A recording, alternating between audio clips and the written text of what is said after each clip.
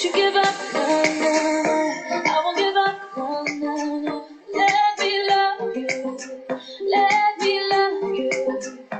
Don't you give up, no, no, no. I won't give up, no, no, no. Let me love you, let me love you. Assalamualaikum warahmatullahi wabarakatuh. Selamat pagi siswa-siswi 11 IPA 6.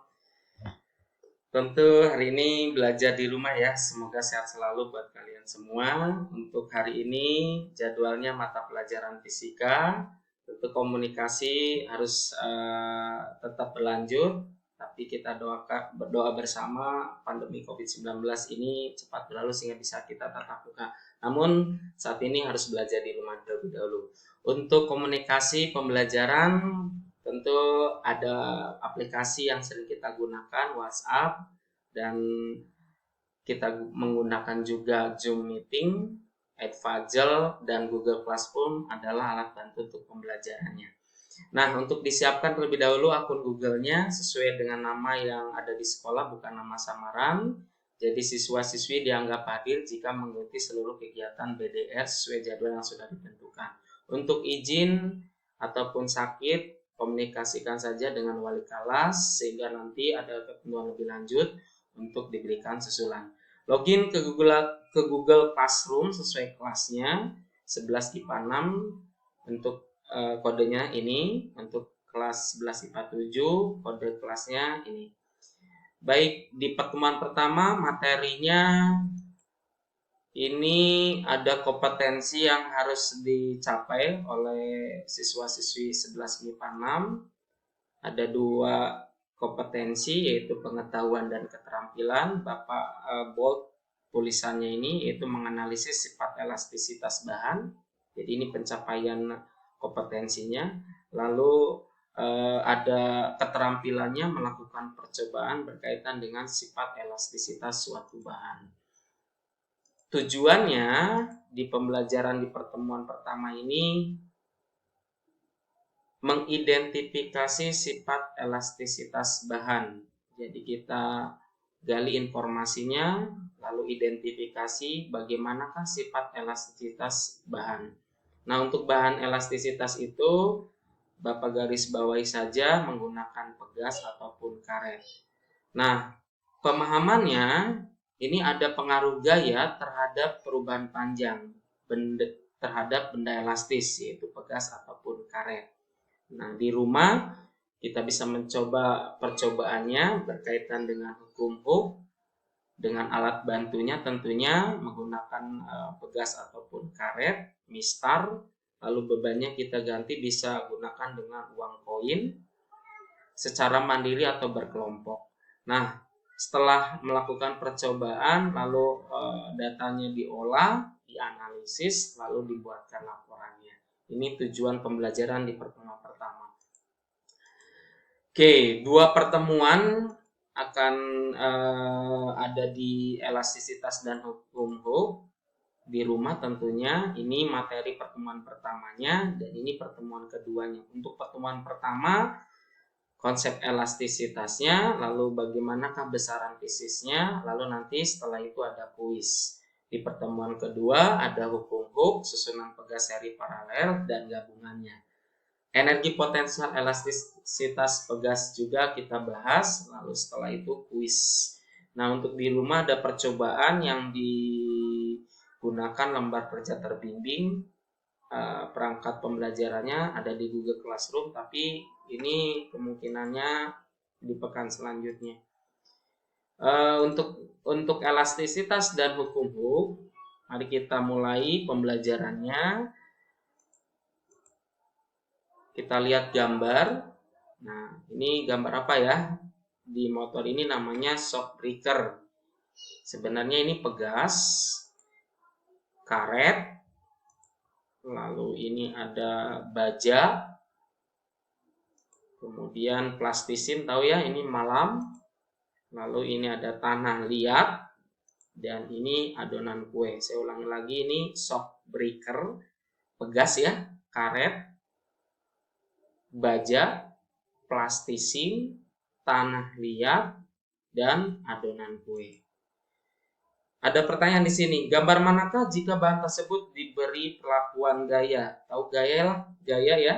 Kemana gaya gitu ya? Gaya itu adalah tarikan atau dorongan.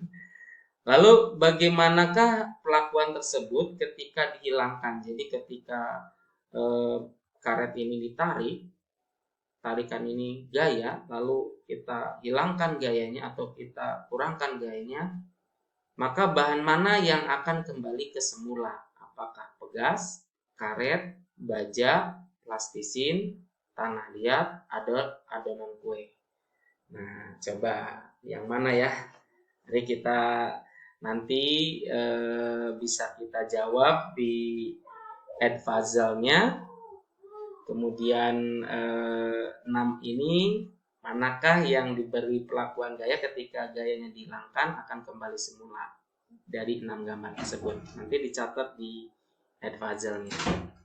Nah, pendahuluan. Elastisitas ini pengertiannya adalah kemampuan benda untuk kembali ke bentuk semula ketika gaya yang bekerja pada benda tersebut ditiadakan. Jadi benda dikatakan elastis, maka benda tersebut memiliki kemampuan untuk kembali ke semula ketika diberi gaya lalu gayanya dihilangkan. Oke, maka dari kemampuan benda tersebut memiliki keelastisitasannya, maka kategori benda itu dibagi menjadi 2, yaitu ada benda elastis dan ada benda plastis.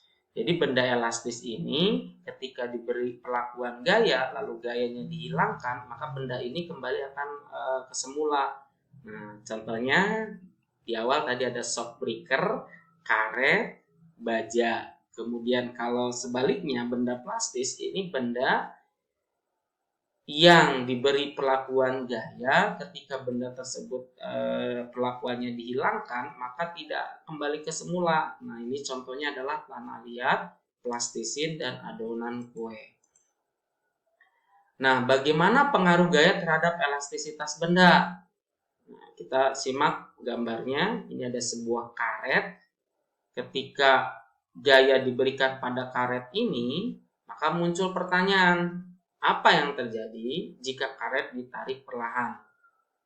Nah, kemudian selanjutnya, jika tarikan atau gayanya dilepaskan, apa yang terjadi pada karet? Dan yang ketiga, apa yang kemungkinan terjadi jika karet ditarik perlahan, lalu terus ditarik, dan kemudian ditarik lagi? Nah, kemudian pertanyaan ini kalian coba untuk menjawabnya di Edpuzzle untuk masing-masing di Edpuzzle masing-masing tentunya. Nah, untuk grafik pertambahan panjang benda terhadap gaya, ini ada grafik ketika gaya diberikan pada benda, maka terjadi pertambahan panjang. Nah, di sini ada beberapa titik, ada titik dari 0 sampai A. Ini disebut dengan batas linearitas. Artinya, ketika misal contoh karet diberi gaya 1 Newton bertambah 1 cm, kemudian 2 Newton 2 cm, 3 Newton 3 cm. Nah, itu disebut dengan daerah linearitas. Tapi ketika gaya terus diberikan, maka ada kemungkinan akan mencapai titik elastisitasnya. Kemudian terus diberi gaya, maka akan mencapai titik patahnya. Antara titik elastisitas dan titik patah ini namanya daerah plastis. Kemudian terus diberikan gaya pada benda elastis tersebut, maka kemungkinannya akan patah. Jadi itulah pengaruh gaya terhadap pertambahan panjang. Nah, untuk besaran fisis elastisitas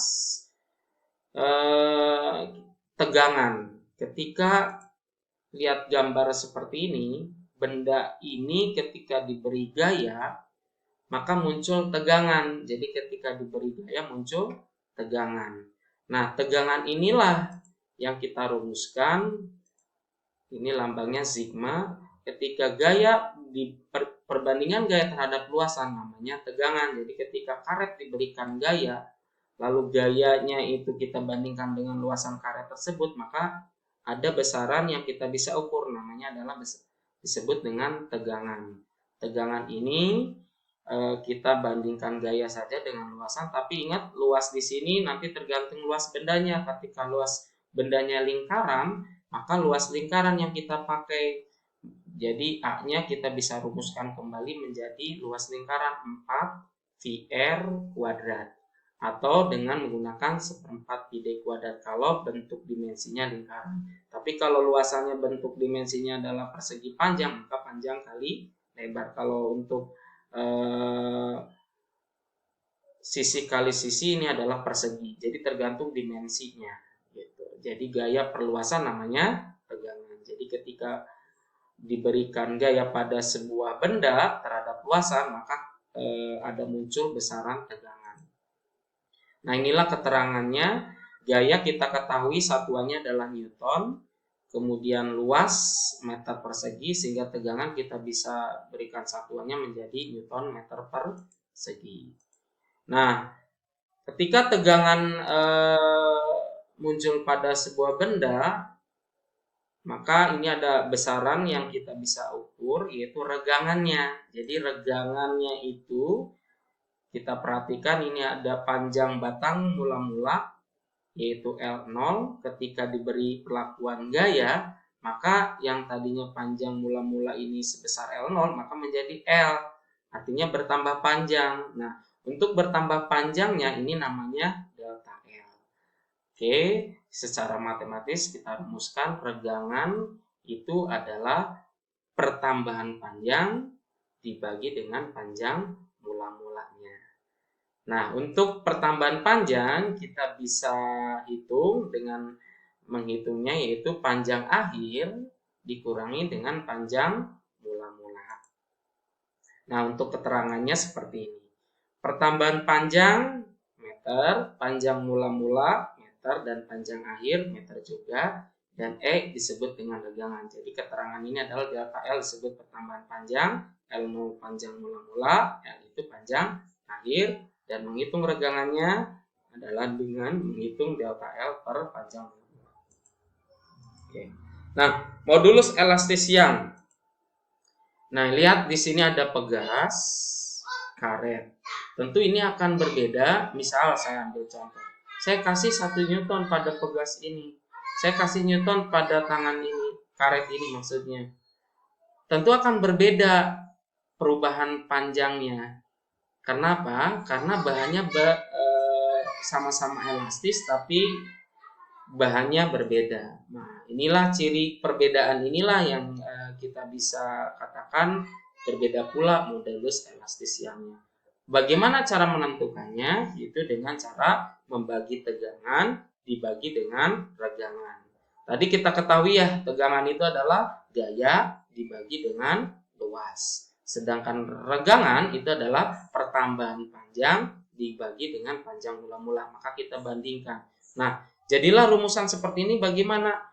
Ketika ini ada pecahan biasa dibagi dengan pecahan biasa, ini karena ada pembagi, maka kita buatkan ini F per A bagi jadi kali ini dibalik saja L0 per delta L. Nah, untuk keterangannya ini E itu adalah modulus elastis yang sama dengan tegangan, satuannya itu Newton meter persegi. Nah, bahan-bahan yang di sini ini ada modulus yangnya, ada aluminium sampai tungsten. Nah, tahu bahwa ini ada besi, kemudian ada tembaga. Ternyata modulus elastis yangnya itu berbeda. Nah, jadi modulus yang itu bisa kita katakan ini kategori sifat bahannya. Contoh soal. Ini ada contoh soal, kita baca bersama. Seutas kawat panjangnya 50 cm dan luas penampangnya 2 cm persegi. Sebuah gaya 50 Newton bekerja pada kawat tersebut sehingga kawat bertambah panjang menjadi 50,8 cm. Hitunglah 1. Regangan, 2. Tegangan, 3. Modulus elastisnya. Regangan ini ada istilah namanya strain, sedangkan tegangan ini